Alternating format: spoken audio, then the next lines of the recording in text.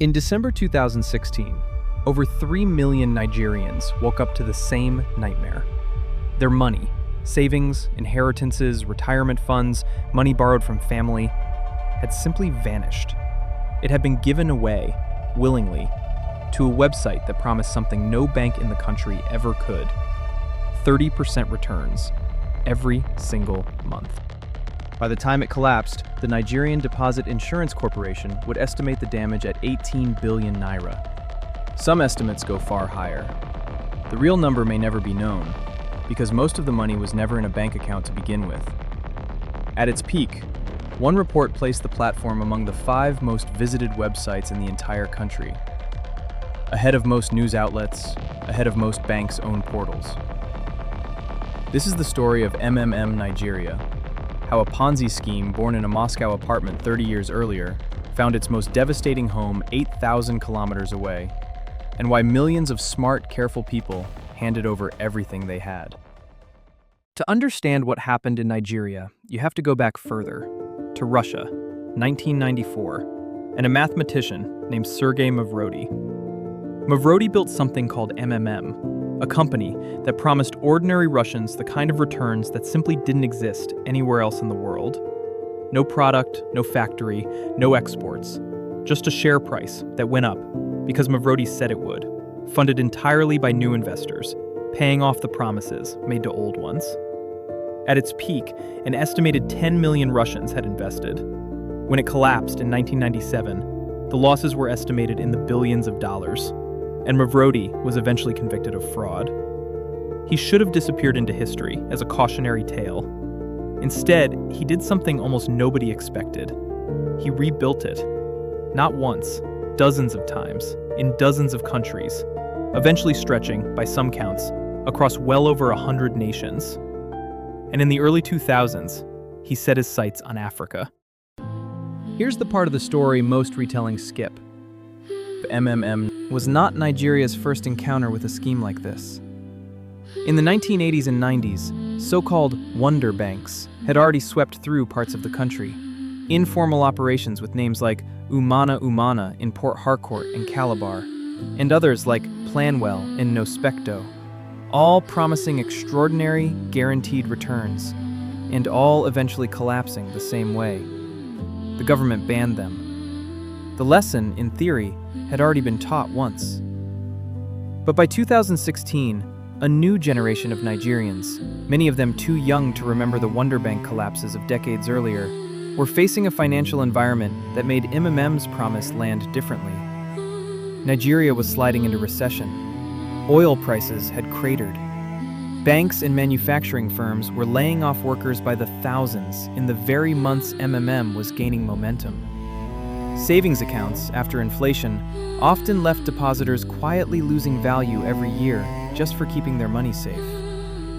Into that gap walked something that didn't call itself a bank, didn't call itself an investment, and technically wasn't either. MMM called itself a mutual aid community.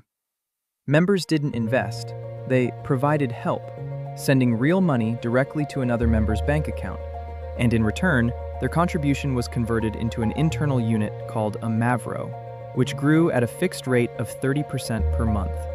Officially, nobody guaranteed anything would come back. Unofficially, the system was engineered to make sure something almost always did, as long as new members kept the pipeline of help flowing in behind you.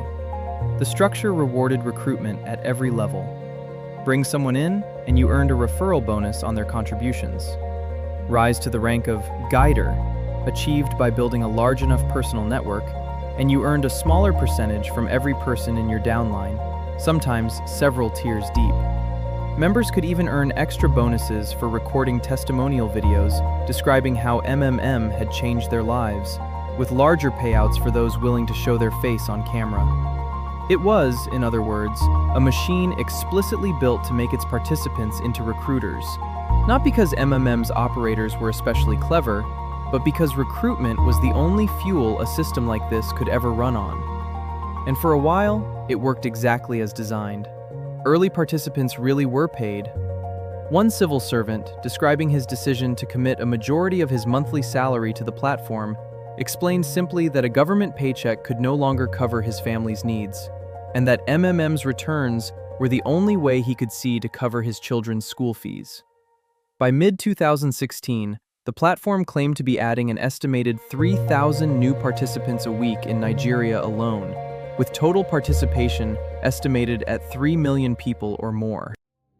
The Central Bank of Nigeria issued public warnings as early as 2016, explicitly cautioning citizens against the scheme. Financial commentators pointed out the obvious mathematical problem. A system that pays existing members with new members' money can only ever grow. It can never simply exist in a steady state. The moment new sign-ups slow, the entire structure runs out of oxygen. Mavrodi's response to Nigerian regulators, delivered through a public letter, was characteristically defiant. He reportedly challenged the authorities to explain why they wanted a system millions of people depended on to collapse, rather than acting against it directly. It was a pointed rhetorical trap. Attack the scheme, and you become responsible for the pain of its collapse. Leave it alone, and it grows until the collapse is worse. For most participants, MMM wasn't an abstract risk to be weighed against warnings from officials. It was rent paid, a sibling's school fees covered, a small business's stock replenished. The scheme wasn't just financially embedded in people's lives, it was becoming emotionally embedded, bound up with real relief and real trust between neighbors who had recruited each other in good faith. Then, in late 2016, participants began reporting something new. Withdrawal requests that used to process within days were taking weeks, then indefinitely. MMM's operators called it a technical freeze, a temporary pause, they said, to protect the system from a wave of panic withdrawals. They asked members to stay calm and to keep believing. Belief, at that point, was the only currency the system had left. By December 2016, the freeze had no end date. Millions of Nigerians who had provided help, sent real money to strangers, expecting it to return with interest, found their accounts simply would not release funds. Some received partial payouts. Most received nothing. The Nigerian Deposit Insurance Corporation would later estimate that 18 billion naira vanished with the collapse, a figure that likely understates the real damage, since so much of the activity moved through personal transfers rather than any regulated institution that could be fully audited. The human cost was not evenly distributed. Reports from the period describe participants who had sold personal property, borrowed from cooperative societies, or emptied retirement savings specifically to help, convinced by months of genuine payouts that the system was, if not risk-free, at least reliable enough to stake everything on. There is no confirmed nationwide death toll linked directly to the collapse. That claim has circulated in secondary reporting without hard verification, and a careful account of this story should resist repeating it as fact. What is well documented is the scale of financial devastation and the speed with which trust in each other, in the system, in the promise of easy money, evaporated. In the aftermath, the central bank and financial regulators renewed warnings against unregistered investment schemes. But MMM Nigeria's core promise didn't die with it. Similar platforms emerged in the years that followed, some directly modeled on MMM's language of mutual help, others repackaged as cryptocurrency or forex trading platforms, promising the same impossible consistency. In 2019, Nigeria's Securities and Exchange Commission moved to block over 1 billion naira tied to Ponzi-related accounts, a sign regulators had learned something, even if enforcement remained a step behind the schemes themselves. Nearly a decade later, a platform called CBEX would follow almost the identical playbook.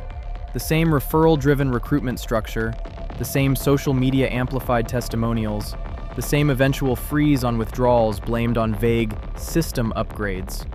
The names changed. The underlying machine did not. Sergei Mavrodi himself never faced consequences for the Nigerian collapse specifically. He died in Moscow in 2018, having built and rebuilt versions of this same scheme across multiple countries for over 2 decades. always one step ahead of full accountability. What Nigeria really exposed wasn't a failure of individual judgment.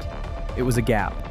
The space between what people needed their money to do and what the formal financial system was actually offering them. That gap didn't close when collapsed. It's the same gap every scheme since, including CBEX, has walked straight into. 3 million people didn't fall for a trick. They made a rational bet in an irrational system and lost. Nigeria had seen this before, in the wonder banks of the 1980s. It would see it again in the schemes that followed MMM's collapse. The names change, the apps look different, the promise never does. This has been The Money Trail.